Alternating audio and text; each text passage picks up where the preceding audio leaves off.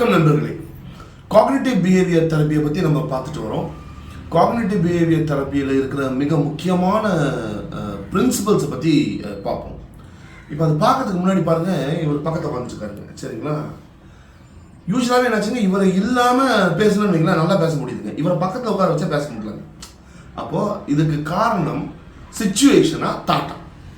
இவர் உட்கார்றதுனால நான் சரியாக பேச முடியலையா, இல்லை இவரை இங்கே பக்கத்தில் வைக்கும்போது எனக்கு மனசில் ஒரு தாட் வருது, அந்த தாட்னால என்னால் சரியாக பேச முடியலையா அப்படிங்கிறது பார்த்தோன்னா சிபிடி என்ன சொல்லுது, நான் சரியாக பேச முடியலன்னா அதுக்கு தலைவர் காரணம் கிடையாது, அதுக்கு என்னுடைய எண்ணம் தான் காரணம் அப்படின்றது தான் சிபிடி சொல்லுது.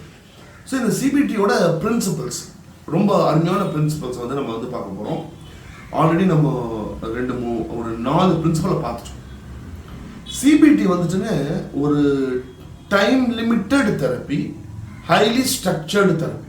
இப்போ டைம் லிமிட்டட் அப்படின்னு சொல்லும்போது எப்படின்னா, ஒரு தெரப்பி செஷன் ஸ்ட்ரக்சர்டாக இருந்தால் தான் டைம் லிமிட்டடாக இருக்கும். ஒரு ஸ்ட்ரக்சரே இல்லைன்னு நீங்கள் எங்கே தொடங்குறோம் எங்கே முடிக்கிறோன்னு தெரில, அப்போ அதில் அது டைம் லிமிட்டடாக இருக்க வாய்ப்பு இருக்கா? கிடையாது. ஸோ ஒரு டைம் லிமிட்டடாக சிபிடி இருக்குது அப்படின்னா, இருக்கணும் அப்படின்னா அதுக்கு காரணம் என்னென்னா, சிபிடி இஸ் ஹைலி ஸ்ட்ரக்சர்டு.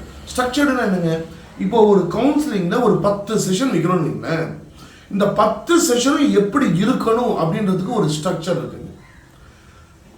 இந்த 10 செஷனில் ஃபஸ்ட்டு என்ன நடக்கணும், நடுவில் என்ன நடக்கணும், கடைசியில் என்ன நடக்கணும் அப்படின்றதுக்கு தெளிவான ஸ்ட்ரக்சர் சிபிடியில் இருக்குது. இதை பற்றியெல்லாம் நம்ம நிறைய பேச போகிறோம், சரிங்களா?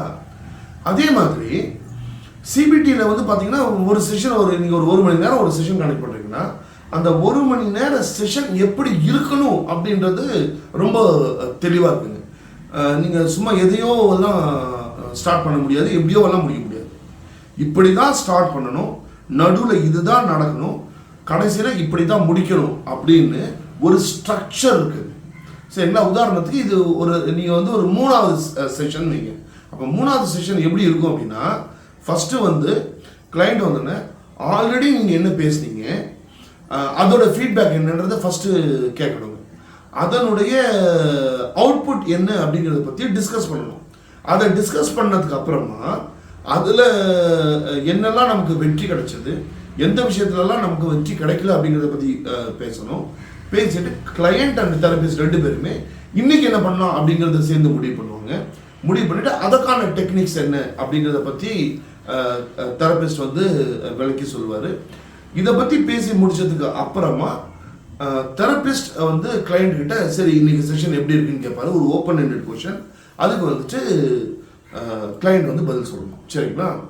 ஸோ இப்படி பண்ணும்போது அந்த செஷன்லேயே என்ன பண்ணுவாங்கன்னா, இன்னைக்கு இந்த டெக்னிக் யூஸ் பண்ண போகிறோம், இதற்கான ரிசல்ட் இது வரணும், கிளையண்ட் இதெல்லாம் வீட்டில் பண்ணணும், இத்தனை டைம் பண்ணணும், இதை எந்த இடத்துல எழுதி வைக்கணும், என்ன பண்ணணும், ரிசல்ட் என்ன வரணும் அப்படிங்கிறத அதுலேயே கம்ப்ளீட்டாக டிஸ்கஸ் பண்ணிடுவாங்க. இதை 2 பேருமே கிளையண்ட்டும் தெரபிஸ்ட்டும் 2 பேரும் ஒத்துக்கிட்டு பண்ணுவாங்க. இதை தான் நம்ம என்ன சொன்னோம், கொலாபரேட்டிவ் ப்ராசஸ் அப்படின்னு சொன்னோம், சரிங்களா? ஸோ சிபிடி ஒரு time limited therapy and highly structured therapy, சரிங்களா? வேறு இன்னும் நிறைய விஷயங்கள் இருக்குது, நம்ம அப்புறம் பார்ப்போமா?